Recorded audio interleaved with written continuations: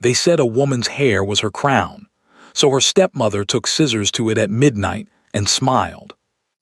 Alina Voss stood in front of the narrow mirror in her bedroom, candle in hand, staring at what remained. Uneven edges, bare neck, the cold draft from the window finding skin that had never been exposed before. She did not cry. She had learned, a long time ago, that tears were exactly what Marion wanted. Downstairs, the house was quiet. The ball was in 14 hours.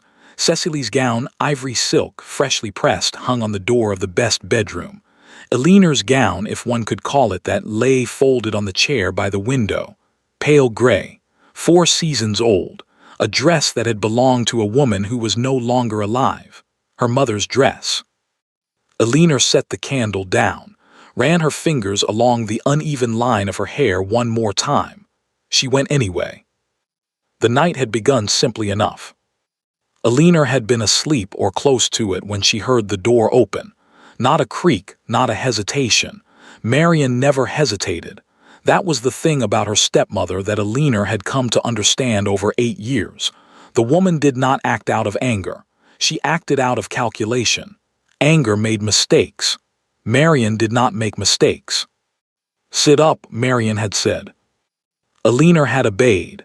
Not out of fear, she had moved past fear somewhere around her 15th year, but because resistance with Marion always cost more than compliance. That, too, she had learned. The candle Marion carried threw long shadows across the room.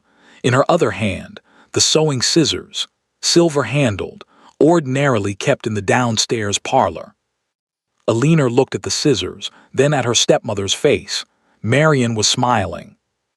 "Your hair has been unmanageable for weeks," she said, moving behind Elinor with the ease of someone performing a perfectly routine task. "I've been meaning to tidy it. Tomorrow is not the right day to look unkempt." "Tomorrow," Elinor said carefully, "is the Ashworth ball." "Exactly." Marion gathered Elinor's hair in one hand, dark, thick, falling past her shoulder blades. First impressions matter enormously. The scissors opened. Elinor stared straight ahead at the wall. She did not flinch when she heard the first cut, did not make a sound through the second or the third. She focused on the wallpaper, a faded pattern of climbing roses that she had memorized over years of sitting exactly here, being told exactly what she was and was not. The roses had once been pink. Now they were the color of old dust. When Marion finished, she stepped back and tilted her head, studying her work with the mild satisfaction of someone who had trimmed a hedge. "Much better," she said, "more manageable." She left without taking the candle. Elinor sat for a long moment in the flickering light, feeling the draft on her neck. Then she reached up slowly and touched the ends of her hair, uneven, jagged in places.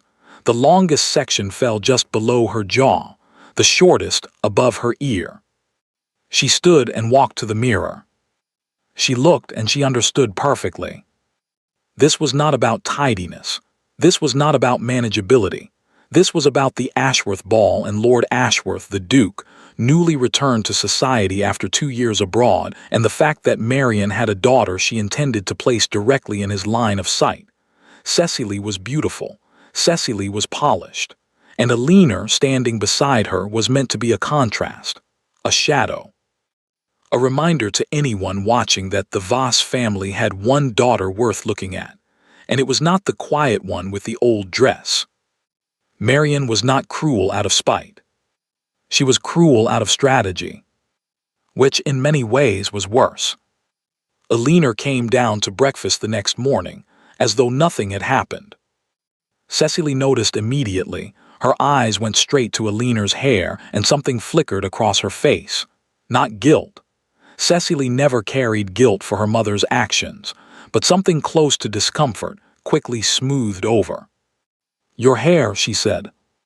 "Yes," Elinor said and reached for the bread. Marion poured her tea serenely. "I think it suits her.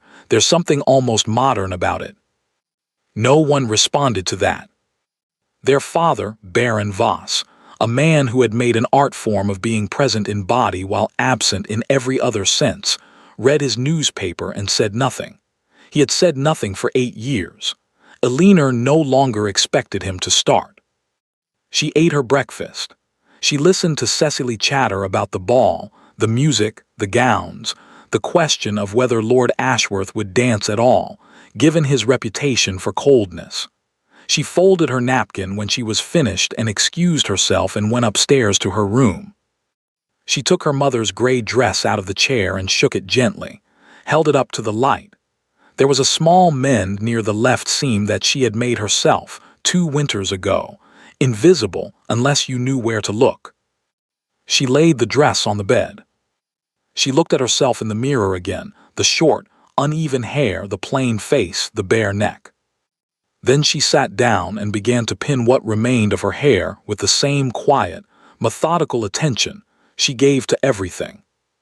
Marian had wanted her to stay home, had wanted her, if she came at all, to stand at the edge of the room and disappear. Alina had been disappearing her entire life. She was rather tired of it. The carriage was cold. Cecily talked the entire way.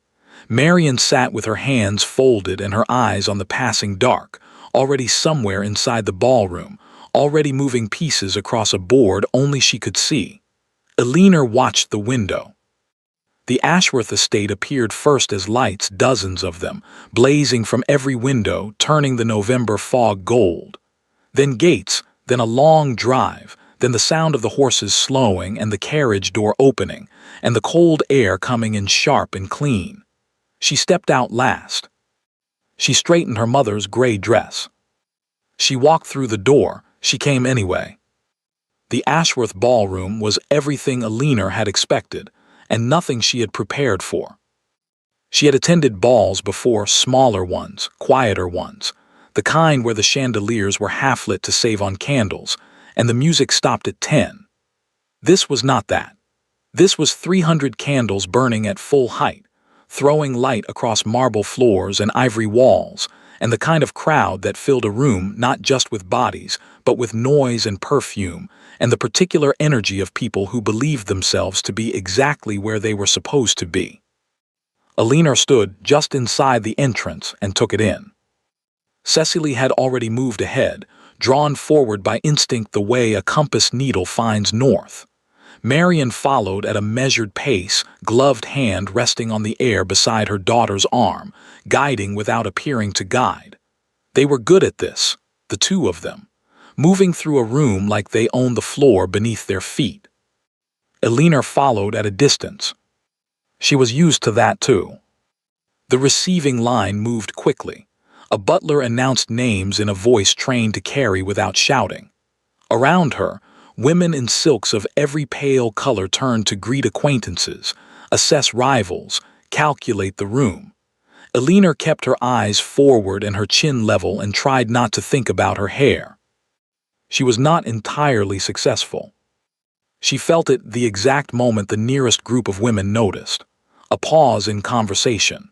Then a resumption, slightly lower in pitch, with the particular quality that meant the conversation had changed subject and the new subject was standing within earshot. She caught one phrase clearly, cut it herself perhaps, and then she was past them, and she fixed her gaze on the far end of the room and kept walking. What she did not do was reach up and touch her hair. She had promised herself that in the carriage, whatever happened tonight, she would not reach up and touch her hair. The Duke was not where she expected him to be. She had assumed, from everything she had heard, that Lord Sebastian Ashworth would be stationed near the front of the room, doing the social work expected of a host, performing the rituals of welcome with the mechanical competence of a man raised to them. Instead, she found him, after several minutes of careful observation, standing near the far window at the edge of the room. Not hiding. Ashworths did not hide in their own ballrooms, but apart, watching the room with an expression Alina could not quite read from this distance, not boredom, not hostility, something more like patience, the patience of a man waiting for the evening to be over. He was taller than she had imagined, dark-coated as most of the men were, but he wore it differently, less like a costume, more like armor he had forgotten to take off. His face was sharper than the portrait in the society papers, which had softened him. In person, there was nothing soft about him. She looked away before he could catch her staring, or so she thought. Cecily made her approach within the first half hour. Alina watched from beside the refreshment table, not hiding, she told herself, simply standing somewhere useful, as her stepsister crossed the room with the careful casualness of someone who had rehearsed the crossing. A mutual acquaintance provided the introduction.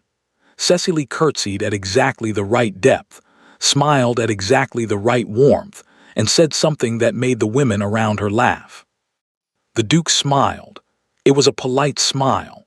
The smile of a man who had been smiling politely at things for 30 years and had grown very efficient at it.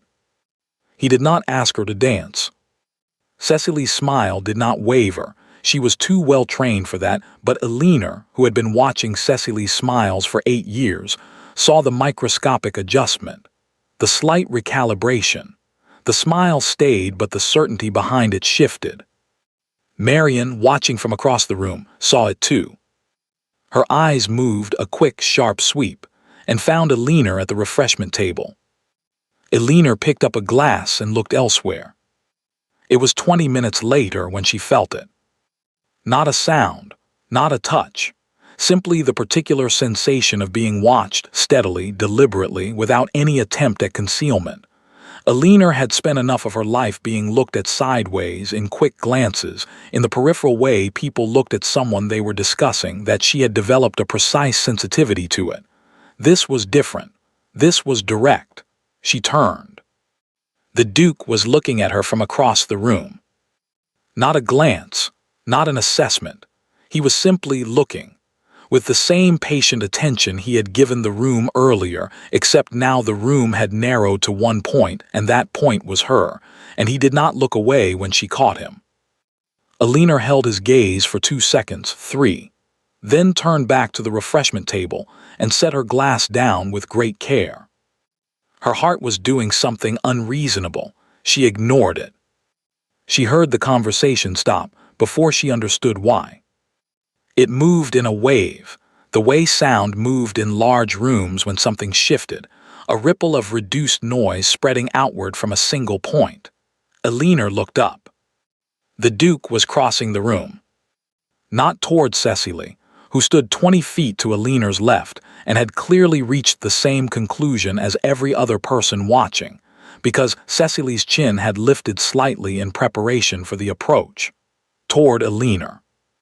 The ripple of quiet reached the women nearest her. One of them, she did not know her name, only her expression, looked from the Duke to Alina and back again, with the rapid calculation of someone updating a ledger in real time. Alina did not move. He stopped in front of her. Up close he was more tired-looking than she had expected, not unwell, but carrying something. The way men looked when they had been competent in difficult circumstances for a very long time. He bowed, correctly, precisely, with none of the exaggeration that younger men sometimes used to perform their own charm. "Miss Voss," he said, she curtsied, "Your Grace." A beat of silence. Around them the room had resumed its noise, but at a lower register and with considerably more attention directed at this corner of it. "I believe the next dance is a waltz," the Duke said. It was not a question, but it was not quite a statement either. There was something in the pause after it that left space, genuinely, for a refusal. Alina noticed that. She filed it away. "I believe it is," she said. "Would you do me the honor?" Alina looked at him for a moment. She was aware of Marian at the edge of her peripheral vision. She was aware of Cecily, who had gone very still. She was aware of approximately 40 people in the immediate vicinity who were no longer pretending not to watch. "Yes," she said, "thank you." He offered his arm, she took it, the music began. Alina had danced with perhaps a dozen men in her life, at the smaller, quieter balls with the half-lit chandeliers. She knew the steps. What she was not prepared for was the simple physical fact of being led by someone who danced as though he had opinions about it, not showy opinions, not performative ones, but a kind of quiet authority, a slight pressure at the right moment, an adjustment so small she almost didn't notice it until she realized she was moving exactly as she should be. For the first 30 seconds she said nothing. He said nothing. Then, why are you doing this? She had not planned to ask it. She asked it because the question had been sitting in her chest since he crossed the room, and it was either ask it or spend the entire dance pretending it wasn't there. He looked down at her. Something shifted in his expression, not surprise exactly, more like recognition. Because you came anyway, he said. Alina said nothing. The chandeliers moved above them, or they moved beneath the chandeliers. She could not quite tell, and around the edge of the floor she was aware of faces watching, of fans raised in front of mouths, of Marion standing very still with an expression Alina had never seen on her before. Uncertainty. The dance ended. The Duke did not release her arm. The next, he said, if you're willing. In 1814, a second consecutive dance was not a small thing. It was a declaration made in full view of 300 people. It was the kind of thing that appeared in letters the next morning and conversations for weeks afterward. Both of them knew this. Alina looked at him. I'm willing, she said. The room understood before Alina did. The second dance was a slower one. That made it worse or better depending on where you were standing. For the watchers at the edge of the floor it was better, more to observe, more time to observe it. For Marion, standing precisely where Alina had last seen her, it was considerably worse. Alina kept her eyes forward. She had made a decision somewhere during the first dance, a quiet, internal decision of the kind she made often, without ceremony, without announcement. She would not spend this dance looking for Marion's face. She would not spend it calculating consequences or constructing explanations, or preparing the careful neutrality she would need to wear on the carriage ride home. There would be time for all of that. There was only so much time for this. You're not what I expected, the Duke said. His voice was low, not conspiratorial, simply calibrated to the distance between them rather than the room around them. Alina found she appreciated that. What did you expect? She asked. He considered it. She noticed that about him he did not answer quickly. He answered when he had something to say. I'm not sure exactly. Something easier to read, perhaps. I've been told I'm difficult to read. By whom? People who preferred I was easier. Something moved at the corner of his mouth. Not quite a smile. The suggestion of one, like a word almost said. And what did you expect, he asked, of tonight?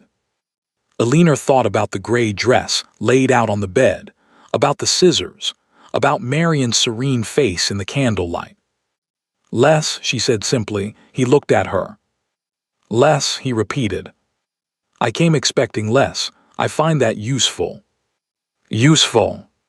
When things turn out to be more than expected, she said, it helps to have started with less. The surprise is cleaner. He was quiet for a moment. The music moved around them unhurried. That is either very wise, he said, or very sad. It can be both, Alina said. Most useful things are. At the edge of the ballroom, Marion was recalculating. She was good at it, recalculating. It was, in many ways, her primary skill. The world presented itself to Marion as a series of arrangements, and when one arrangement failed to hold, she did not panic. She revised. What she was seeing now required significant revision. The Duke had asked Alina, in the gray dress, with the ruined hair, for a second dance. Had asked, not been asked. Had crossed the room with a purposefulness that half the room had witnessed and the other half would hear about before the evening was out. The second dance was still in progress, and already Marion had caught 3 separate women watching Alina with the particular attention reserved for people who had unexpectedly become interesting. She had meant to make Alina forgettable tonight. She appeared to have achieved the opposite. Marion's eyes moved to Cecily, standing with a small group near the far wall. Cecily was smiling and talking and giving every appearance of being entirely unbothered, which meant she was bothered enormously. Cecily had her mother's talent for surfaces. Marion looked back at the dance floor. The Duke was saying something. Alina was listening, that specific quality of listening she had, very still, very focused, that Marion had always found quietly irritating, like being read by someone who never shared their conclusions. It's one night, Marion told herself, 2 dances. Men did inexplicable things at balls, it meant nothing. She smoothed her gloves. She smiled at the woman beside her, who had just made a remark about the weather. She revised her plan for the morning. The second dance ended. Alina stepped back and curtsied. The Duke bowed the same precise, unexaggerated bow as before. Around them, the room resumed its ordinary patterns. Couples moving off the floor, new ones forming, the orchestra shifting its pages. The ordinary machinery of a ball reasserting itself over the small disruption of the last 20 minutes. Except that people were still looking. Alina was aware of it in the way she was aware of most things, quietly, peripherally, without allowing the awareness to show on her face. A woman near the refreshment table who had laughed at her hair an hour ago was now watching her with a different expression entirely. 2 men she didn't recognize were talking behind their programs. Near the entrance, she saw a young woman lean to her companion and say something behind her fan. She had come in as a curiosity. She was leaving as something else. She was not entirely sure how she felt about that. Miss Voss. She turned. The Duke had not moved far. May I bring you something from the refreshment table? It was such an ordinary thing to say, so deliberately ordinary, after the extraordinary public fact of what had just happened, that Alina almost smiled. Thank you, she said. Yes. He went. She stood where she was and breathed and allowed herself just for a moment to feel the strangeness of the evening. The cold draft on her neck, the gray dress, the chandeliers, the way he had said because you came anyway as though it were the most logical answer in the world and she had not known what to do with it and still didn't. She reached up. She touched her hair. She caught herself and lowered her hand. He returned with 2 glasses and stood beside her, not in front of, which again she noticed, which again she filed away. Most men position themselves opposite, facing you, the better to be looked at. He stood at an angle, both of them facing the room. You don't enjoy these, she said. It wasn't a question. A slight pause. What makes you say that? You were standing at the window when I arrived. You're standing at the edge now. You attend, but you find a wall. He looked at her sidelong. Most people assume I'm surveying the room. You were, but that's not why you were at the wall. He was quiet for a moment. No, he said, it isn't. Obligation, she said. Yes. To the estate, the title, the expectation that you host and are seen hosting and perform the, she paused, searching for the word. Performance, he said. Yes. He looked at his glass. You do that very quickly. Do what? See things. Alina said nothing. Downstairs in the carriage, in approximately 2 hours, Marion would be waiting. The gray dress would smell of candle wax. The scissors would be back in the parlor, silver-handled, innocent. I've had practice, she said. Something crossed his face, a flicker of something more than polite interest. He opened his mouth. Your Grace. They both turned. Lady Hargrove, the Duke's aunt, Alina recognized her from the society pages, had appeared at his elbow with the smooth inevitability of a woman accustomed to appearing exactly where she chose to be. I believe Lord Fairfax is looking for you, she said to her nephew. Then her eyes moved to Alina with an attention so precise it felt like being measured. And you must be the Voss girl. Alina Voss, Alina said, yes. Lady Hargrove looked at her for a long moment, not unkindly, but thoroughly. The way someone looked at a document they were deciding whether to keep. "I knew your mother," she said. The room continued around them. The music started again. Somewhere across the floor, Cecily laughed at something and the laugh carried. Alina held very still. "Did you?" she said carefully. "Quite well, in fact." Lady Hargrove's expression gave nothing away. "We must talk. Not tonight. Tonight is not the right place." She glanced at her nephew. "Fairfax, don't keep him waiting." The Duke looked at Alina. Something in his expression said he was not pleased about being redirected, but he was too well-mannered or too experienced with his aunt to argue it. "Miss Voss," he said. "Your Grace," she said. He left. Lady Hargrove watched him go. Then she turned back to Alina with an expression that had shifted, still careful, but with something underneath it now. Something that looked, Alina thought, almost like relief. "Your hair," she said. Alina's chin lifted slightly. "Yes." "It wasn't your choice." It was not a question. Alina looked at her, this small, sharp-eyed woman who said she had known her mother, and made a decision. "No," she said, "it wasn't." Lady Hargrove nodded once, slowly, as though this confirmed something she had already suspected. "Come and call on me Thursday," she said. 11 o'clock. She pressed a small card into Alina's gloved hand. "Don't mention it to your stepmother." Then she, too, moved away into the crowd. Alina stood alone for a moment, the card in her hand, the music rising around her. The room understood before Alina did. But Lady Hargrove, it seemed, had understood longest of all.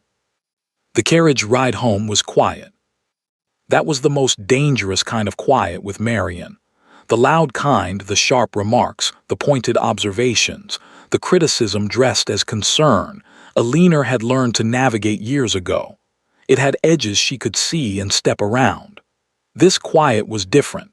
This was the quiet of someone who was thinking and thinking carefully and had not yet decided what they had decided. Cecily stared out the window. Alina kept her hands folded in her lap and watched the dark passing outside and waited. She did not wait long. "He'll lose interest," Marian said, not to Alina specifically, more to the air in the carriage, the way she sometimes spoke, as though narrating something that had already been determined. "Men like Ashworth are drawn to novelty. You were unexpected tonight, that's all it was." Alina said nothing. "Cecily made an excellent impression," Marian continued. "Lady Forsyth commented on it personally. These things take time. One ball is not a campaign." "Of course," Cecily said from the window. Alina looked at the dark outside and thought about a small card, pressed into her gloved hand. 11 o'clock Thursday. She had tucked it into the inside of her left glove and she could feel it still, a slight stiffness against her palm. She said nothing about that either. Sleep did not come easily. Alina lay in the dark and stared at the ceiling and listened to the house settle into its night sounds. The creak of the upper corridor, the distant close of a door, the eventual silence that meant Marian had stopped moving. She thought about what Lady Hargrove had said, "I knew your mother." Her mother had been dead for 11 years. Alina had been 8 when it happened, old enough to remember, young enough that the memories had the particular quality of things seen through water. A voice, a particular way of laughing, hands that smelled of rosewater. Her father had put the portrait away within the year and married Marian within 2, and the house had reorganized itself around the new arrangement with the efficiency of a body healing over a wound. Smoothly, completely, leaving only the faint raised line to show anything had ever been there at all. No one spoke of her mother. No one in 11 years had said "I knew her" with that particular weight, as though knowing her meant something specific, as though there was something to be known. "Don't mention it to your stepmother." Alina closed her eyes. She thought about the Duke, the way he'd said "because you came anyway," the way he'd stood beside her rather than opposite, the slight movement at the corner of his mouth that wasn't quite a smile. She allowed herself 30 seconds of that, and then she put it away, firmly, In the same place she put other things she couldn't afford to think about too carefully. Then she thought about Marion, who was recalculating, who was always recalculating, who would not, Alina knew with absolute certainty, simply wait and see. She was right. Marion began the next morning, over breakfast, with the lightness of someone making pleasant conversation. "I spoke with Mrs. Alderton last night," she said, pouring tea with great serenity. "She sits on the committee with the Duchess of Ashworth, the Duke's mother, you know, formidable woman, very particular about the family name." Alina buttered her bread. "Apparently the Duchess has strong views about suitability," Marion continued. "Given the Duke's position, the estate, the title, one understands, of course, these old families must be careful." "Of course," their father said, from behind his newspaper. Alina ate her bread and said nothing. "She mentioned, Mrs. Alderton, I mean, that the Duchess has been making inquiries about various young women in the county." Marion set down the teapot. "Naturally, with a son who will need to marry well." "He danced with Alina," Cecily said. A brief silence. It was the first time Cecily had mentioned it directly. Marion smiled, the particular smile that meant the ground was very solid beneath her feet, and she was not concerned in the slightest. "He danced with several women," she said. "Alina simply had the advantage of being unexpected. Men find novelty briefly interesting." She looked at Alina with an expression of such perfectly constructed gentleness that a stranger would have found it difficult to locate the blade inside it. "I wouldn't read too much into it, darling. I'd hate for you to be disappointed." Alina looked at her stepmother. "How kind," she said. "Thank you."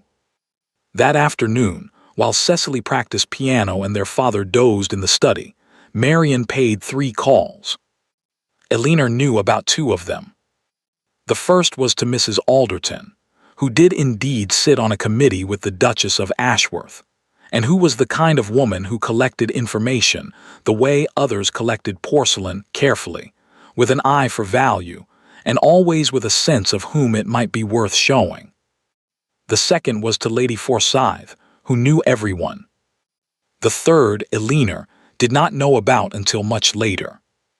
What Marion said, in the pleasant, concerned, carefully modulated voice she used for these occasions, was this, that she worried about Alina, that it pained her to say it, she loved the girl as her own, naturally, but there were things the right people ought to know for everyone's sake. The instability, for instance. Small episodes, nothing dramatic but concerning over time. A tendency toward obsession. A certain difficulty with reality, particularly regarding her understanding of her own position in society. She mentioned Alina's mother. Not directly. Marion never did anything directly, but in the way of someone letting a word fall into water and watching the ring spread, a reference to that side of the family, a carefully unfinished sentence, a sorrowful pause. One hates to say it, but one would hate more for a family like the Ashworths to be caught unaware. By evening, the words were moving through the county's social network, with the quiet efficiency of water finding cracks. By the following morning, they had reached the Ashworth house. The Duke was in the library when his mother found him. He was reading, or attempting to read. He had, in fact, been attempting to read for the better part of an hour with limited success, because his mind kept returning to a gray dress and a direct gaze, and the particular quality of a conversation that felt, unusually, like being spoken to rather than performed at. His mother entered without knocking. She never knocked. The Duchess of Ashworth was a small woman who took up a great deal of space. She had the same sharp facial structure as her son, softened neither by age nor by disposition, and she moved through rooms the way she moved through most things, as though their primary purpose was to arrange themselves around her. She sat. She looked at her son. "The Voss girl," she said. Sebastian set his book down. "2 dances," his mother said. The whole room saw. "I'm aware. I've had 3 separate accounts of it this morning. 3, Sebastian, before 11 o'clock. Also not surprising. His mother looked at him with the expression she reserved for situations she found tiresome but necessary. I have heard some things about the girl's background, her mother's family. From whom? From several people I trust. Sebastian was quiet for a moment. He thought about the way Alina had said I've had practice, not with bitterness, not with self-pity, with the simple flatness of a fact stated so many times it had worn smooth. He thought about the way she'd stood in the entrance of the ballroom for a moment, very still, and then lifted her chin and walked in. What sort of things, he said carefully, his mother told him. He listened. His face, by long habit, gave nothing away. When she finished, he said, that came from somewhere specific. It came from several places, which all heard it from the same place. He looked at the window. The grounds were gray and wet, November asserting itself across the gardens. I'd like to know where it started. What does it matter where it started if? It matters considerably where it started, he said, with a quietness that was not gentle. His mother studied him. Sebastian, the estate requires. I know what the estate requires. He picked up his book. I'd like to verify what I've been told before I act on it. That seems reasonable. The Duchess pressed her lips together. Then she stood, smoothed her skirts with the precision of someone concluding a meeting rather than leaving a room, and walked to the door. The Whitmore dinner is Friday, she said. The Voss family will be there. She left. Sebastian sat for a long moment with his book open on his lap, unread. Then he reached for his writing paper.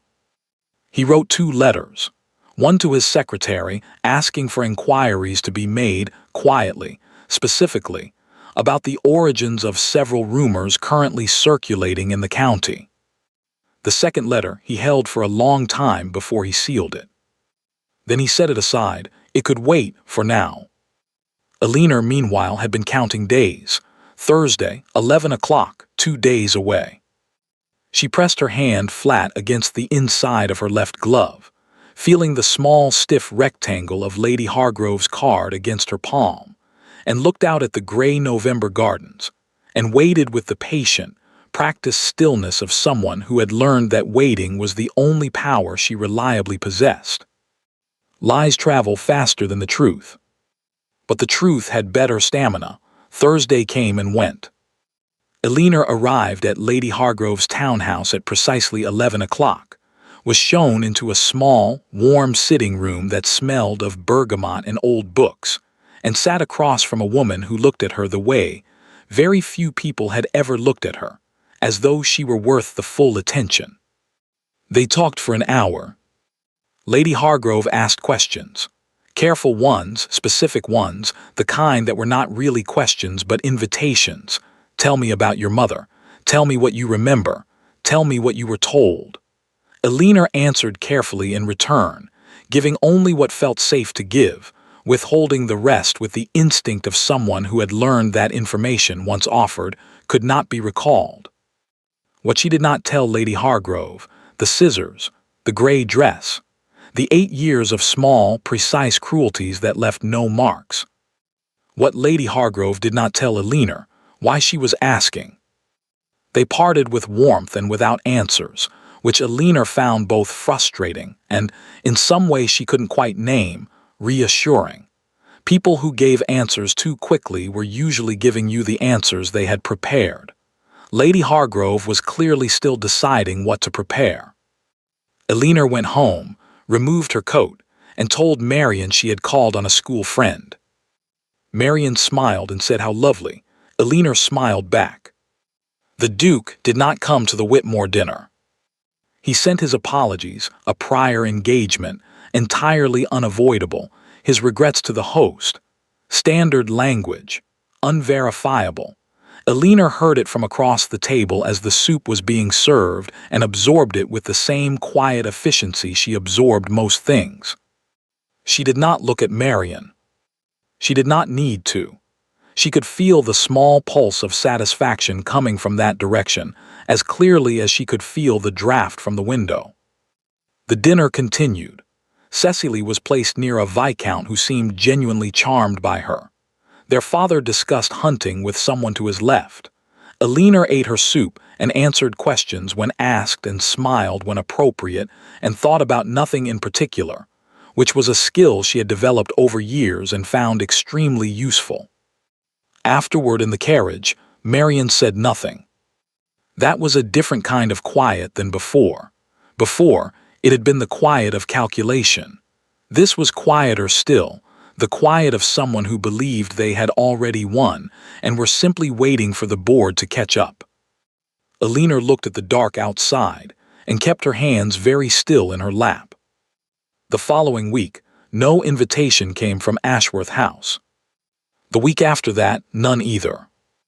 Alina had not expected one, or had told herself she hadn't, which was not quite the same thing but served the same function. She went about her days with the same routine she had always had. The morning tasks, the household accounts that Marian nominally oversaw but Alina actually managed, the afternoons with her books in the small upstairs room that got the best light, the occasional calls and dinners that made up the quiet machinery of their social life. She did not go to balls. There were 2 in those 2 weeks. Marian attended both with Cecily. Alina was not invited to come and did not ask to. She told herself she did not mind. She was not entirely convincing. It was at the 3rd ball, a larger one, a county affair at the Pembridge estate, that she saw him again. She had not intended to be there. Marian had included her at the last moment, with the studied casualness of someone who had calculated that excluding her entirely was beginning to look deliberate. Alina had put on the gray dress. She had only the gray dress and one other, a blue one that was marginally newer and gone. She saw the Duke from across the room. He saw her at the same moment. She knew this because she had been watching, and she saw the exact instant his eyes found her, a fractional pause in whatever he was saying to the man beside him, a stillness so brief it would have been invisible to anyone not specifically watching for it. Then he looked away. And he did not look back. Alina stood very still for a moment. Then she moved to the edge of the room, found a wall, and stood beside it with her glass and her expression and the practiced blankness that had served her so well for so long. Of course, she thought it was one night. She had known this. She had told herself this carefully and repeatedly in the 2 weeks since the Ashworth ball. She had constructed the argument with great thoroughness. 1 evening, 2 dances, a conversation that had felt like more than it was because she was not accustomed to being spoken to directly. She had been novel. He had been curious. Novelty faded. Curiosity moved on. She had known all of this. Knowing it, she found, did not particularly help. She watched him because she could not entirely stop herself. He moved through the room with the same contained energy as before, the sense of a man present in body while reserving some essential part of himself. He danced once, with a woman Alina didn't know, with the competent politeness she recognized. He spoke to several people. He did not seek out Cecily, which Marian would note and factor in. He did not seek out Alina. 3 times during the evening their paths brought them near enough that acknowledgement was unavoidable. Each time he bowed correctly, said her name, moved on. Each time she curtsied, said your grace, watched him go. Correct, proper, utterly impenetrable.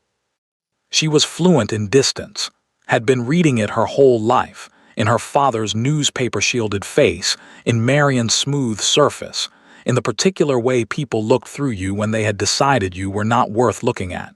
She knew what distance looked like when it was chosen. This was chosen. She just didn't know why. At home that night, she sat at her small desk by the window for a long time without lighting the candle. The simplest explanation, she told herself, was the most likely. He had inquired further into her background and found it wanting. Her father's finances, which were not good, the lack of dowry, the family's diminished position. These were real considerations for a man like Ashworth. She had never been a serious prospect. She had been, as Marian said, a novelty. She should be grateful the lesson had come at the cost of 2 dances and nothing more. She should be grateful. She pressed her fingers against the edge of the desk and breathed slowly in the dark. She had been packing a little. Not seriously, not with any plan, nothing decided, but in the absent, preparatory way she sometimes packed when she felt something ending. A few books rearranged. The small box of her mother's things, lifted out and looked at and put away again. The gray dress folded. She had learned this long ago. Things ended. Circumstances changed. Marion's house was not permanent, had never been permanent. She had known since she was 12 that she would one day have to leave it, and had simply never found the direction to leave toward. She was used to leaving. She just hadn't, this time, expected to mind quite so much what she was leaving behind. She had told herself she would not go to Lady Hargrove's again without an invitation. The invitation came on a Tuesday, 4 days after the Pembridge ball. A short note, in handwriting that was decisive without being hurried. "Come Thursday, I have something to tell you, come alone." Alina read it twice. Then she folded it and placed it not in her glove this time, she had learned, but in the spine of the book on her nightstand, pressed flat between pages she had already memorized. She did not tell Marion she was going. She told her she was calling on the school friend again. Marion smiled. "How lovely," she said again. Alina smiled back again. Thursday, she thought. Whatever Lady Hargrove had to tell her, whoever had started the rumors, whatever had changed the Duke's expression from that fractional warmth to this careful nothing, she would hear it, and she would decide what to do with it. She was tired of being the last to know things about her own life. She was tired of packing without a direction. She was tired in the most fundamental sense of less. The sitting room smelled of bergamot again. Alina had noticed that about Lady Hargrove's house. It smelled the same every time, with the consistency of a place that had been exactly itself for a very long time and had no intention of changing. There was something steadying about that. Alina, whose life had been reorganized twice before she turned 10, found she was more susceptible to steadiness than she had realized. Lady Hargrove was already seated when Alina was shown in. Tea was laid. The fire was higher than last time. Alina sat. Lady Hargrove looked at her for a moment, the same thorough, measuring look as before, and then said, "I'm going to tell you several things. Some of them will be difficult to hear. I'd ask you not to interrupt until I've finished." Alina set her teacup down. "All right." "Your mother and I were friends for 14 years, Lady Hargrove began. "From the season she came out until the year she died. I was with her when she met your father. I was at their wedding. I was the first person she wrote to when she knew she was expecting you." A brief pause. "I was also the person she wrote to in the last year of her life when she began to be frightened." Alina kept very still. "Frightened of what?" she said carefully. "Of what would happen to you," Lady Hargrove said, "if something happened to her." The fire shifted. Outside, the November wind moved against the window with a sound like breathing. "Your mother was not a foolish woman," Lady Hargrove continued. "She was perceptive and she was practical, and she understood your father clearly, perhaps more clearly than he understood himself. She knew he would not manage well alone.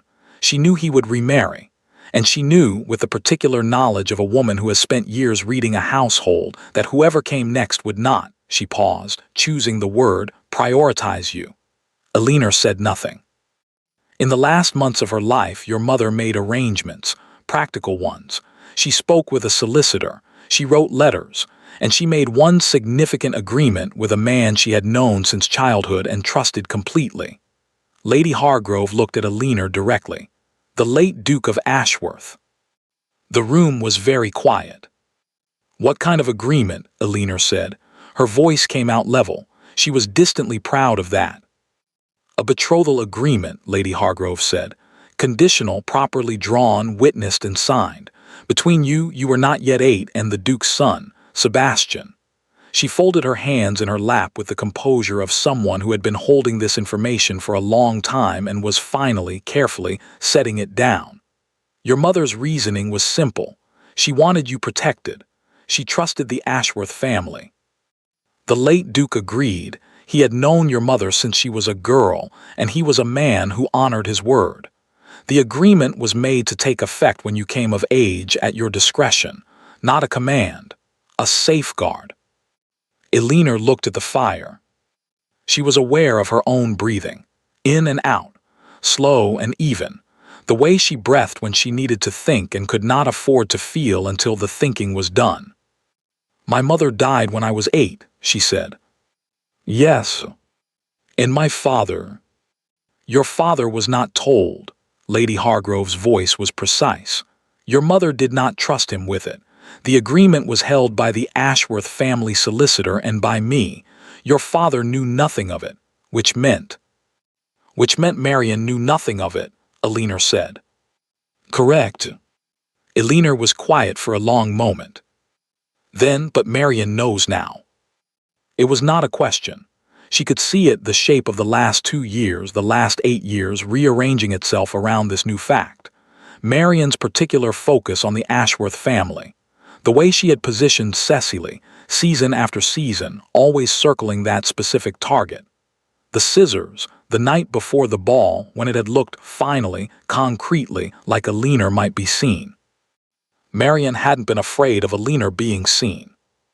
She had been afraid of Elinor being recognized. When did she find out? Elinor said. Approximately 18 months ago. Lady Hargrove's expression tightened slightly, the first crack in her composure. My solicitor retired and transferred his files. There was a regrettable lapse in discretion. I believe Marian became aware of the agreement through a clerk who was not as careful as he should have been. And she said nothing. She said nothing. She simply moved. Lady Hargrove looked at Elinor with something that was not quite an apology but carried the weight of one. I did not know she had found out until the night of the Ashworth ball. When I saw you walk in and I saw her face, she stopped. I understood then what the last 18 months had been. Elinor sat with that for a moment. 18 months. Cecily's 3 failed seasons, which Elinor had watched from the edges, the careful engineering of every social occasion, the positioning, the management. Not, as Elinor had assumed, simply a mother's ambition for her daughter. Prevention. Marian hadn't been trying to win. She had been trying to stop Elinor from winning something she didn't even know she was playing for. The agreement, Elinor said, is it still valid? Legally, yes, it was properly drawn, but Lady Hargrove paused. It was designed to be used at your discretion. It cannot compel either party. It gives you a claim, not a guarantee. And the Duke, another pause, more careful, the Duke does not yet know the full truth of it. Elinor looked up. What does he know? He knows the agreement exists. His father told him years ago, but briefly, in the way of something that might one day become relevant. He was not given the details. He was told only that there was a document and that the Voss family was connected to theirs by more than acquaintance. Lady Hargrove's mouth pressed together briefly. What he does not know is what Marian has been saying about you. Elinor went very still. What has she been saying? Lady Hargrove told her. Elinor listened to all of it, the instability, the episodes, the careful unfinished sentences about that side of the family. The implication dropped like a stone into still water, and she felt, moving through her in a slow, quiet wave, something she very rarely allowed herself. Anger. Not the sharp, reactive kind, the deep kind. The kind that had been building for 8 years in a house where she was listed below the horses in the emotional accounting, in a gray dress, with scissors taken to her in the dark. The kind that did not make noise. The kind that lasted. He believed it, she said. His mother believed it, and she told him. Lady Hargrove looked at her steadily. I do not know the full extent of what he believes. I know that he has been making inquiries. I have it from 2 sources that he sent his secretary to look into certain matters. That suggests he is not simply accepting what he was told. But he withdrew. He was cautious. There is a difference. From where I was standing, Elinor said quietly, It looked the same. Lady Hargrove was silent for a moment. "Yes," she said, "I imagine it did." The tea had gone cold. Alina looked at it and did not pick it up. She was thinking about a document, signed when she was not yet 8, by a mother who had known she was running out of time and had tried, in the ways available to her, to leave something behind that would hold. She was thinking about a woman who had smelled of rosewater and laughed in a way Alina could almost but not quite remember, who had understood, clearly and without illusion, what was coming, who had tried to build her daughter a door. And Marion, finding the door, had spent 18 months bricking it up. "The document," Alina said, "where is it now?" "With me," Lady Hargrove held her gaze. "It has always been with me. Your mother gave me the copy. The Ashworth solicitor holds the original. And you're telling me this now because—" "Because I should have told you sooner," Lady Hargrove said it simply, without deflection. "I waited. I told myself you were not yet ready, that the timing was not right, that I needed to be certain of certain things before I spoke, all of which was true," a pause, "and none of which is the whole truth. The whole truth is that I was cautious about reopening something, about what it might cost you if it failed." Alina looked at her. "What changed?" she said. "You walked into the Ashworth ballroom," Lady Hargrove said, "in your mother's dress with your hair cut to the jaw, and you did not flinch." Something moved across her face, old grief perhaps, or its cousin. "Your mother would have done exactly the same thing. I looked at you and I thought, she's ready. She has been ready for years. I was the one who wasn't." The fire crackled. Outside, the wind had quieted. Alina sat in the bergamot-scented room and looked at her hands in her lap, bare. Today, she had forgotten her gloves and thought about all the things she had not known about her own life. The document, the agreement, the 18 months of Marion's silent, surgical campaign, the Duke who had withdrawn not from disinterest but from she did not know exactly what. Caution, Lady Hargrove said. Uncertainty. She thought about what she would do with all of this. She thought about the Duke's face, not the careful nothing of the Pembridge ball but the earlier one, the fractional warmth, because you came anyway. She thought about Marion's scissors and her mother's hands, and the small stiff rectangle of a card pressed against her palm. She made a decision. Not loudly, she never did anything loudly, but with the particular finality of someone who had been waiting, without knowing they were waiting, for a long time. "I'd like to see the document," she said. Lady Hargrove reached into the writing desk beside her chair. She had, Alina realized, already had it out. It was 6 pages, handwritten, in a script Alina didn't recognize, the solicitor's, presumably, with 2 signatures at the bottom of the final page. One she didn't know. One she did. Her mother's handwriting. She had seen it only twice before, on the inside cover of a book she had kept hidden, and on the back of a small portrait Marion didn't know about. She knew it immediately. The particular slope of it, the way the letters connected. She read every word of the 6 pages carefully, twice. Then she set it down on her knee and sat quietly for a moment. "Marion knew about this," she said, and her response was scissors. "Yes. Because if I had gone to the ball unremarkable, and he had never looked twice, the document would have remained irrelevant." "Yes." She wasn't trying to humiliate me. Alina's voice was very even. She was trying to prevent a specific outcome. She was afraid. "Terrified," Lady Hargrove said quietly. "I think she has been terrified since the moment she found out." Alina looked at the document in her lap, at her mother's signature.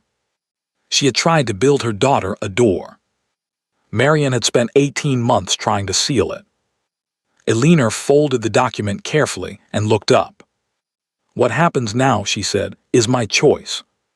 "Yes," Lady Hargrove said, "it always was." Marion hadn't been cruel out of spite. She had been terrified. Which, Alina thought, as the carriage carried her home through the gray November afternoon, was almost enough to make her feel sorry for her. Almost. Alina did not act immediately. This was deliberate. She had learned, over years of living with Marion, that the worst thing you could do with a decision was rush it. Marion was fast, quick to assess, quick to move, quick to seal exits before you knew they were exits. The only way to beat someone who moved fast was to move slowly and precisely, from a position they hadn't anticipated. So Alina went home. She ate dinner. She listened to Cecily talk about a new bonnet. She helped their father find his reading glasses, which were on his head. She said goodnight to Marion with a warmth that was entirely convincing because she had had 8 years of practice. She went to her room. She sat at her desk in the dark. And she thought carefully, completely, without rushing, about what she wanted. Not what she was owed. Not what the document said she could claim. What she actually wanted, if she were honest with herself, stripped of all the practical calculations and the careful management, and the habit of wanting less so that less could not disappoint her. She sat with that question for a long time. The answer, when it settled, was quiet and clear and slightly terrifying. She wanted the door her mother had built. Not because it was her right. Not because Marion had tried to brick it up and some part of her wanted the satisfaction of watching those bricks come down. Because she had stood in a ballroom in a gray dress with her hair cut to the jaw, and a man had crossed the room and said, "Because you came anyway." And for the first time in a very long time, she had felt like someone who was worth crossing a room for. She wanted to find out if that was real. The rest, the document, the agreement, the confrontations that were coming, was simply the architecture. The door was something else. She lit her candle. She began to write. The letter she wrote was not to the Duke. It was to Lady Hargrove, and it said 3 things. That she had decided to act, that she would need Lady Hargrove's support in one specific matter, and that she wanted it done before the end of the week. Lady Hargrove's response came the next morning, delivered by hand before breakfast. 2 words, "Come Thursday." What happened on Thursday was this. Lady Hargrove sent a note to her nephew, not a request, because Lady Hargrove did not make requests of people she had known since they were in short coats, informing him that she required his presence at 11 o'clock on a matter of some importance. The Duke arrived at 10:58. Alina was already there. She had chosen the blue dress, the marginally newer one, and done her hair with the same careful attention she had given it the night of the ball. She was sitting by the window when he was shown in, and she watched his face make the rapid series of adjustments that very controlled people made when surprised, the fractional pause, the reassembly, the expression settling back into its trained surface. He looked at her. She looked at him. "Miss Voss," he said. "Your Grace." Lady Hargrove, seated by the fire with the serenity of someone who had arranged considerably more complicated things in her time, gestured to the chair opposite Alina. "Sit down, Sebastian." He sat. Lady Hargrove looked at him for a moment. "I'm going to tell you something, and then I'm going to show you something. And then," she said, with the precision of someone laying out the rules of a game, "the 2 of you are going to talk, without me in the room because I am too old to sit through conversations that have been delayed for 8 years. The Duke's eyes moved to Alina. Alina looked back at him steadily. Lady Hargrove told him about the document, all of it, the agreement, Alina's mother, the solicitor, the 18 months of Marion's campaign. She told it without embellishment, in the clear, factual voice of a woman delivering a report. She told him what Marion had said about Alina. She told him where it had started, how it had traveled, and precisely how it had reached his mother's ear. She told him what Alina's mother had signed and why. When she finished, the room was very quiet. The Duke had not moved during any of it. He sat with the stillness of someone applying a great deal of effort to remaining still, and Alina, who was watching him with her full attention, saw, beneath the surface, something that was not anger exactly but was adjacent to it, something compressed. Lady Hargrove set the document on the table between them. "The original is with the solicitor," she said. "This is Alina's copy. she stood, which in a woman of her authority was equivalent to a closing statement. "I'll be in the next room, I won't be listening." She looked at her nephew. "Sebastian, don't be an idiot." She left. The door closed. Neither of them spoke for a moment. Elinor looked at the document on the table and did not pick it up. The Duke looked at it too, then at her, then at the window, where November was doing its gray, relentless work outside. "She told me you were unstable," he said, not accusatory, careful, the voice of someone testing the weight of something. "I know what she told you." I didn't entirely believe it. "But you withdrew." A pause. "My mother." "I know," Elinor said. "Lady Hargrove told me." She looked at him directly. "I'm not asking you to explain it. I'm telling you what it looked like from where I was standing." He held her gaze. What did it look like? "Like one night," she said, "2 dances, a conversation I had perhaps assigned more significance to than it warranted, and then nothing." She kept her voice level. "I've had practice with nothing. I managed." Something shifted in his face. "I should have." "Yes," she said quietly, "you should have." Not unkindly, simply precisely, the way she said most things.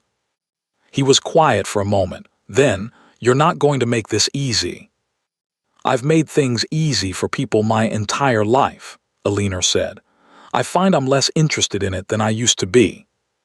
The corner of his mouth moved, not quite a smile, but closer than she had seen since the ball. "The document," he said. "Yes. My aunt said it was drawn at your discretion, that it cannot compel either party." "That's correct. So you're not here to enforce it." "No," Elinor said. "I'm here because—" She paused, and in the pause she felt the slight terrifying vulnerability of being about to say something true without the protection of careful management. "I'm here because I want to know if what happened at the ball was real, and I would rather know that from you directly than spend the next year wondering." He looked at her for a long moment. "It was real," he said. Simply, without qualification, the way he answered things when he had thought about them enough to be certain. Elinor absorbed that, let it sit where it settled. "Then," she said, "there are some other things that need to happen first." What happened next was Marian. The Duke sent a note that afternoon, formal, specific, unarguable, requesting the presence of Lady Marian Voss at Ashworth House the following morning at 10 o'clock. Not an invitation, a summons, dressed in the language of courtesy and carrying the full weight of what it actually was. Elinor was not there for it. She had considered asking to be. She had decided against it, not because she was afraid she was past that, but because this particular thing did not need her in it. She had said what she needed to say to the people who needed to hear it. What happened in that room was the Duke's to manage. She found out afterward from Lady Hargrove, who had it from 2 sources by noon. Marian had arrived composed. She had remained composed for approximately the first 4 minutes, which was how long it took the Duke to make clear that he knew specifically, precisely, and completely what she had done and where it had started and how far it had traveled. Then the composure had shifted. She had tried 3 approaches, Lady Hargrove said. Denial first, brief, because he had documentation. Then justification, I was protecting my daughter, any mother would, which he had allowed her to finish before he laid out, quietly and without raised voice, exactly what protecting her daughter had required destroying. Then, finally, silence. The silence lasted a long time. She didn't apologize, Lady Hargrove said. No, Elinor said, she wouldn't. She wept. Elinor looked at her tea. Her daughter, Lady Hargrove said carefully, was in the carriage. Cecily. She hadn't known the full extent of it. Lady Hargrove's source said the girl's face when she understood. I know, Elinor said. She did know. She could see it precisely, Cecily's face doing what it did when something could not be smoothed over, the composure failing. The thing underneath it, which Elinor had always suspected, was not as hard as the surface suggested. Marion had done it for Cecily. That did not make it right. But Alina understood it, with the particular understanding of someone who had spent 8 years watching a woman love one child with a ferocity that had no room in it for anything else. She was quiet for a moment. "Is Cecily?" "She'll be all right," Lady Hargrove said. "She's Marion's daughter, she knows how to manage." Alina nodded. She was in the small upstairs library, the one with the best light, when she heard the carriage return. She did not go down immediately. She finished the page she was reading, which she did not take in at all, and then she set the book aside and went downstairs. Marion was in the hall removing her gloves. Her face was composed, of course it was always composed, but there was something underneath the composure that Alina had never seen there before. A kind of tiredness, not physical, something older. They looked at each other. Marion opened her mouth. Alina waited. Whatever Marion had prepared to say, she did not say it. She closed her mouth, looked at Alina for a long moment with an expression Alina could not entirely read. It had layers to it, too many to separate quickly. Then she said, "Your mother would have been pleased." She walked past Alina up the stairs and closed her bedroom door. Alina stood in the hall for a moment. Then she went back upstairs to her library. She sat in the chair by the window. The November light came in flat and gray and honest, the way it did, without embellishment. She thought about her mother's handwriting, the particular slope of it. She thought about a door, built quietly in the last months of a life that knew it was ending. She thought about scissors and gray dresses, and 8 years of learning how to want less. Cecily cried, she heard later from the maid who knew everything and said nothing except to the cook. Not for the Duke, for her mother, who had ruined everything for nothing. Alina thought about that for a long time, for nothing. Except that it had not been for nothing, not exactly. Marion had been terrified, and she had acted from that terror with the full force of everything she had, and it had cost her considerably, and in the end it had cost Cecily too. That was the thing about fear, Alina thought. It was always expensive. And it always sent the bill to someone else. That evening, a small package arrived from Ashworth House. Inside, no letter, just a single book, one she had mentioned in passing during the ball. A history of botanical illustration, which she had said she had been trying to find for 2 years. She held it for a moment. Then she set it on her desk beside the candle where the light fell on it. He had listened. Of course he had. She did not smile. She sat with it quietly, the way she sat with things that mattered, carefully, fully, without rushing. But something in her chest, which had been held very still for a long time, moved. She would have to ask to be asked properly, she had said. He was, she suspected, already thinking about how. December arrived without ceremony. The county shifted into its winter patterns, fewer balls, more dinners, the social calendar condensing into smaller, more deliberate gatherings. Fires burned higher. Carriages moved faster through the cold. People retreated into their houses and their habits and the particular comfort of things that had not changed. Alina's house had changed considerably. Not loudly, nothing in that house had ever changed loudly, but in the way of furniture slightly rearranged, the weight distribution of every room subtly altered. Marion was still there, still composed, still managing the household with her precise and tireless efficiency. But something had gone out of her. The particular quality of attention she had always directed at Alina, the watchfulness, the calculation, the constant low hum of management, was gone. She looked, Alina thought, like someone who had been carrying something for a very long time and had finally, not entirely voluntarily, set it down. They were not warm with each other. Alina did not expect that and did not want it. Warmth required a foundation, and there was none here, only the bare ground of what had happened and the question of what to build on it, if anything. But the edges had changed. The scissors were in the parlor where they belonged. The gray dress hung in Aliner's wardrobe without comment. Cecily was quieter. Alina watched her sometimes across the dinner table, the careful surface, the practiced smile, the occasional moment when the surface slipped and something younger and less certain showed through. She thought about saying something. She thought about it several times. One evening she did. It was after dinner in the small sitting room, while Marion was writing letters and their father was elsewhere. Cecily was at the window with her embroidery, not embroidering. Alina sat down beside her. Cecily did not look up. "I know you didn't know," Alina said, "the full extent of it." A long pause. Cecily's hands were still on the embroidery. "I knew some of it," she said finally. Her voice was careful in the way of someone who had decided to be honest and was finding it more difficult than expected. "Not the document, not all of it, but I knew she was." She stopped. "I didn't ask questions I didn't want the answers to." Alina looked at the window. The dark outside, the cold pressing against the glass. "That's honest," she said. "It's not admirable." "No," Alina agreed, "but it's honest."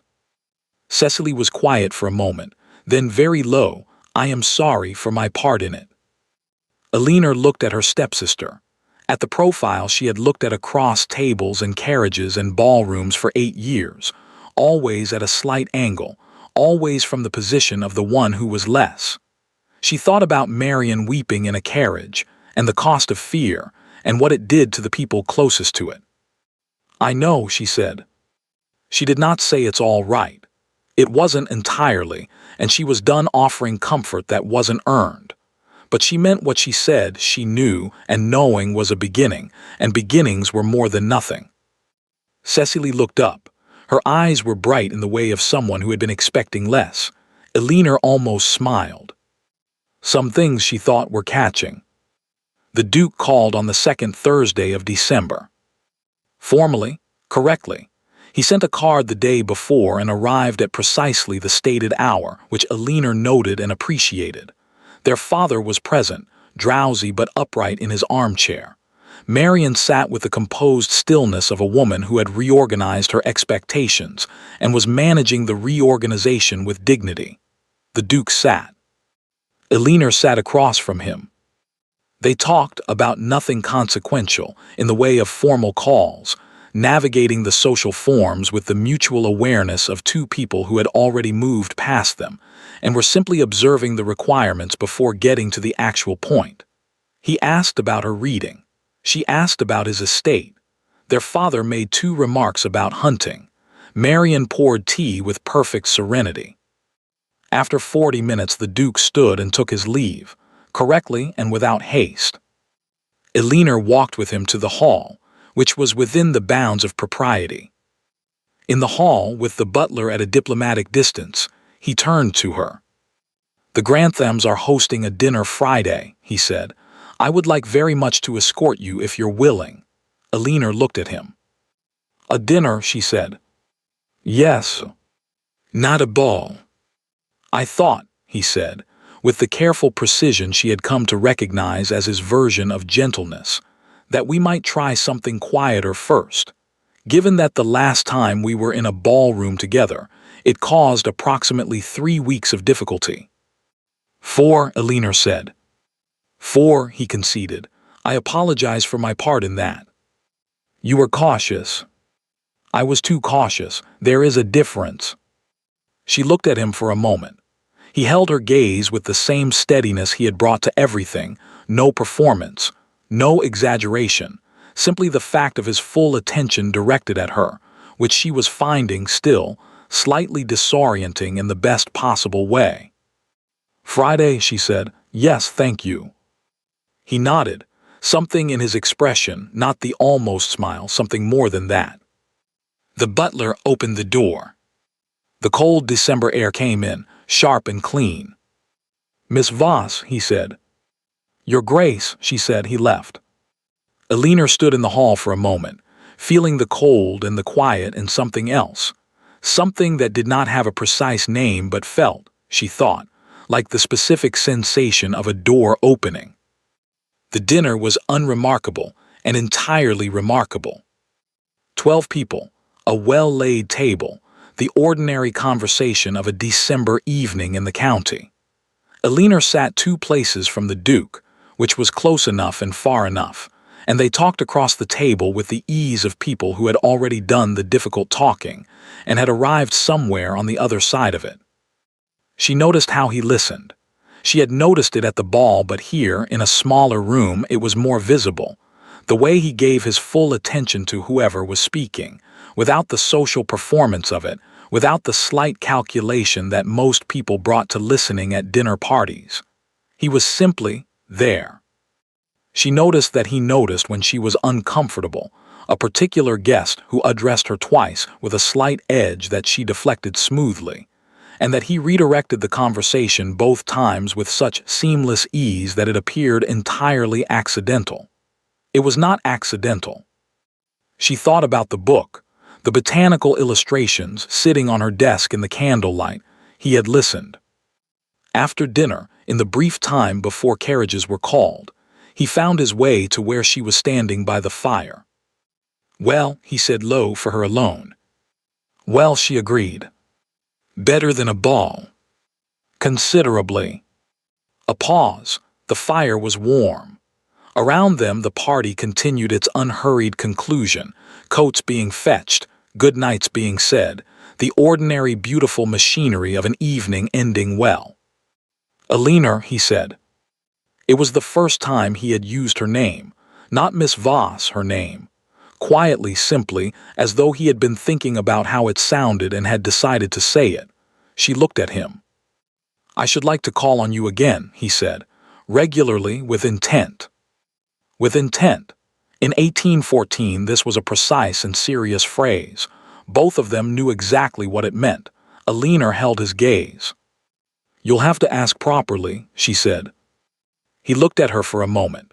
Something moved across his face, the almost smile, and then more than the almost smile, and then a full, genuine, unhurried smile that she suspected very few people had seen, because it was not the kind of smile that was performed.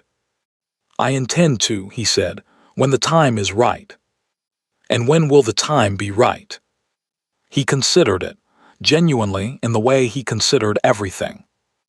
"When you're certain," he said, "not of me. You can be uncertain of me for as long as you like, when you're certain that you want to find out." Alina looked at the fire for a moment.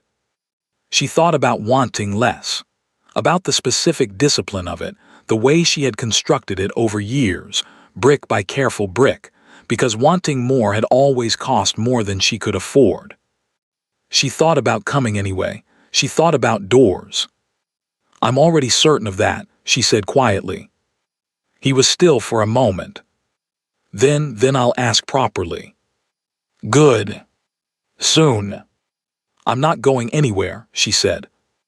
And she meant it, not as reassurance, not as compliance, but as something she had decided in the small upstairs library with the best light, sitting in the November flat honesty of it. She was not going anywhere. For the first time in a very long time, she didn't want to. He called on her father the following Tuesday. The conversation lasted 20 minutes. Alina was in the library and heard nothing of it, which was both correct and agonizing in equal measure. She read the same paragraph 4 times and absorbed none of it. She looked at the window. She looked at the door. She looked at the botanical illustrations on her desk. She heard the study door open, footsteps in the hall. Then her father appeared in the library doorway, vague, blinking, with the expression of a man who had just been required to pay attention and had managed it adequately. "The Duke would like a word with you," he said. Alina set her book down. She stood. She straightened her dress, the blue one, which she had worn because she had known he was coming and had permitted herself that small vanity without apology. She walked to the door. Her father moved aside, and she went into the hall, and the Duke was there. He was holding his hat. He looked not nervous exactly, but with the quality of someone who had prepared thoroughly and was now operating on something beyond preparation. The hall was empty. The butler had vanished with the tact of the well-trained. Her father had retreated. The Duke looked at her, she looked at him. He got down on one knee. He did it without theater, without preamble, with the same unadorned directness he brought to everything. And he asked, properly, as promised, with words she would remember exactly for the rest of her life, and which are, perhaps, better kept between the two of them. Alina stood in the hallway of her father's house in the blue dress, with her short hair, and her mother's ring on the finger. It had been intended for from the time she was not yet 8 years old. She looked down at him. For the first time in years, for the first time since she could remember, really she laughed. Not the polite kind, not the managed kind, the real kind that came from somewhere she had kept locked for so long she had almost forgotten it was there. He looked up at her with an expression of complete, unguarded delight. "Is that a yes?" he said. "That," she said, catching her breath, "is absolutely a yes." He got to his feet. He was smiling the real smile, the unperformed one, and she was still laughing slightly. And outside the December light came through the hall windows cold and bright, and entirely indifferent to the fact that something had just shifted, quietly and permanently, in the arrangement of two people's lives. "You laughed," he said. "I did," she agreed. "I wasn't sure if I'd ever," he stopped. "You have now," she said. She came anyway, she always had. And it had made all the difference, 2 years later. The Ashworth Spring Ball was, by general consensus, the event of the season. This was not unusual. Ashworth balls had always been the event of the season by virtue of the house, the grounds, the orchestra that the late Duke had imported from Vienna 30 years ago, and which his son had seen no reason to replace. What was unusual this particular spring was the guest list.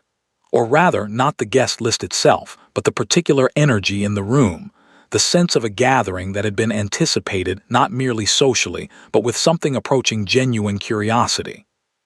People wanted to see her. The Duchess of Ashworth, the new one, the second one, the one the county had been discussing for 2 years with the particular relish reserved for stories that had exceeded expectations, was, by now, well known.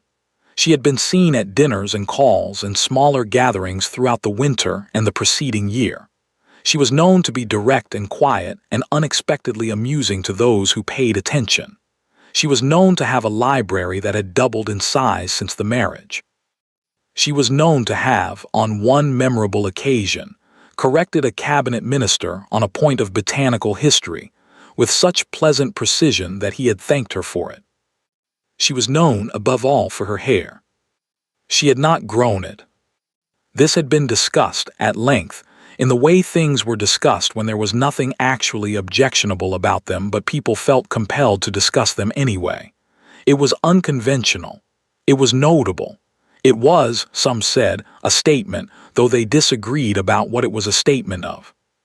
What had happened, gradually and without anyone planning it, was this: it had become fashionable. Not immediately, not universally, but in the way of things that begin as anomalies and end as references. First, one young woman at a winter assembly had appeared with her hair cropped short, and then another, and by spring there were half a dozen, and by the following season there were enough that no one remarked on it as remarkable. There was even, Alina had heard with a particular private amusement, a name for it in London, something French, naturally, as the fashionable names always were. She had not encouraged it. She had simply continued, worn her hair as she wore it because she liked it, because she had grown accustomed to the cold draft on her neck and the freedom of it, and the way she could feel the wind properly when she was outside, because it was hers. Because a woman named Marion had taken scissors to it in the dark, intending it as an ending. And it had been, instead, a beginning. She was at the mirror when Sebastian came in. He did this, appeared without announcement, which she had told him was a habit she found both endearing and occasionally startling, and which he had shown no signs of correcting. He stopped behind her, met her eyes in the mirror. "Ready?" he said. "Nearly." He watched her finish pinning the last piece into place. She had her own style now, the short hair arranged with a simplicity that required more skill than it appeared to. His eyes were on her in the mirror, with the same quality of attention she had never entirely grown accustomed to, the full, unhurried kind that did not require anything of her except to be exactly as she was. "Cecily arrived," he said. Aliner's hand stilled slightly, then continued. Cecily had been invited, Aliner had invited her, which had surprised everyone, including, she suspected, Cecily. They were not close. Probably they would never be close. But they had arrived at something, a cautious, honest, occasionally awkward something that was better than what had come before. They had tea once a month. They talked about things that were not Marian, and occasionally about things that were.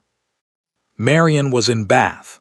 She had gone in January, quietly, with the compressed dignity of someone who had decided that reinvention was preferable to remaining in a place that had witnessed her worst self. She wrote to Cecily. She did not write to Aliner, and Aliner did not expect her to. "Good," Aliner said. "I'm glad she came." Sebastian looked at her in the mirror for a moment. "You're generous." "I'm practical," she said. "There's a difference." "With you," he said, "there usually isn't." She looked at him in the mirror, this man who had crossed a room, who had listened, who had got down on one knee in a hallway and asked properly, who had turned out to be, in the quiet, unhurried way of things that were actually true, exactly what she had suspected he might be, beneath the contained surface and the careful management and the years of competence in difficult circumstances. Worth crossing a room for. As it turned out, in both directions. "There," she said, "done." She turned from the mirror. He offered his arm. She took it, the same gesture as the first dance, the same physical fact of it, and yet entirely different in the way that everything was both the same and different when you had chosen it freely, and it had chosen you back. They walked to the door. "Sebastian," she said, "if anyone asks about my hair tonight, I'll tell them it's fashionable." "It is fashionable." "Enormously," he agreed. "You started it." "I didn't start it." He looked at her sidelong, the almost smile, which she had catalogued now in all its variations and still found she liked best of all his expressions. "You came anyway," he said. "That started most things." Aliner considered that. Outside the door, the ballroom was full, 300 candles, the Vienna orchestra, the ordinary extraordinary machinery of an evening that had been anticipated. The county assembled, Cecily somewhere in it. The future, arranged around them like furniture in a room they had chosen together. She thought about a gray dress and a narrow mirror, and a candle held in a cold room at midnight. She thought about scissors. She thought about her mother's handwriting, the particular slope of it, the way the letters connected on the last page of 6, signing a door into existence for a daughter she was leaving behind. She thought about wanting less and the long discipline of it, and the morning she had stood in a hallway in the blue dress and laughed, really laughed for the first time in years. She went anyway. She always had. She stepped through the door. The ballroom opened before her, light and warmth and music, and the 100 small faces turning toward her with the particular attention of people who had heard the story and wanted to see how it had ended. Like this, she thought, it ended like this. The scissors had been meant to humiliate her. Instead, they had made her unforgettable. Thank you for listening to the story all the way to the end. If you enjoyed it, don't forget to subscribe, leave a like, and tell us which city you're listening from.